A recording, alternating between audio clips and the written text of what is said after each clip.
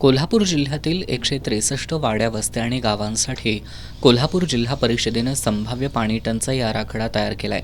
त्यासाठी एकूण 2,05,00,000 रुपयांची तरतूद करण्यात आली आहे. सन 2024मध्ये जिल्ह्यातील 447 वाड्या वस्त्या आणि गावांसाठी सुमारे 6.5 कोटी रुपयांचा आराखडा तयार करण्यात आला होता. त्यापैकी 3,70,00,000 रुपये खर्च झाले होते. सिंचन व्यवस्था मजबूत असल्यामुळं कोल्हापूर जिल्ह्यात पाणी टंचाईची तीव्रता फारशी जाणवत नाही. शिवाय जलजीवन मिशनमधून अनेक ठिकाणी पाण्याच्या योजना राबवण्यात आल्यात. त्यामुळं यावर्षीचा आराखडा निम्म्यावर आलाय. दरम्यान 2024-25 या वर्षीची पाणी टंचाई आराखड्याची माहिती ग्राफिक्सच्या माध्यमातून जाणून घेऊयात. 2024मध्ये 6,50,00,000 रुपयांचा पाणी टंचाई आराखडा प्रस्तावित केला होता. 199 गावं आणि 247 वाड्या अशा एकूण 447 वसाहतींसाठी हा आराखडा होता.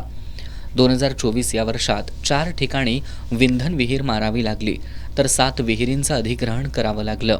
त्यासाठी 4,62,000 रुपये खर्च आला. दुसरीकडे जलजीवन मिशनमधून अनेक गावात पाणीपुरवठा योजना राबवल्या आहेत. यावर्षीची पाणी टंचाई लक्षात घेऊन आराखडा तयार केलाय. एप्रिल ते जून अखेरपर्यंत 65 गावं आणि 48 वाड्या अशा एकूण 163 वस्त्यांवर पाणी टंचाई निर्माण होण्याची शक्यता आहे. त्यामुळे नवीन विंधन विहीर खुदाई आणि विहिरी अधिग्रहण करणं अशा कामांचा समावेश असून त्यासाठी सुमारे 2,05,00,000 रुपयांचा यावर्षीचा पाणी टंचाई आराखडा आहे, अशी माहिती ग्रामीण पाणीपुरवठा विभागाचे कार्यकारी अभियंता अर्जुन गोळे यांनी दिली. यावर्षी आपण टंचाईमध्ये एप्रिल ते जून अखेर 65 गावे आणि 98 वाड्या एकूण मिळून 163 गावपाड्यांची उपाययोजना लक्षात घेतलेली आहे आणि त्याच्यासाठी 2,05,00,000 एवढी तरतूद ठेवलेली आहे. अजूनपर्यंत पाणी या जिल्ह्यामध्ये टंचाई नाही आहे.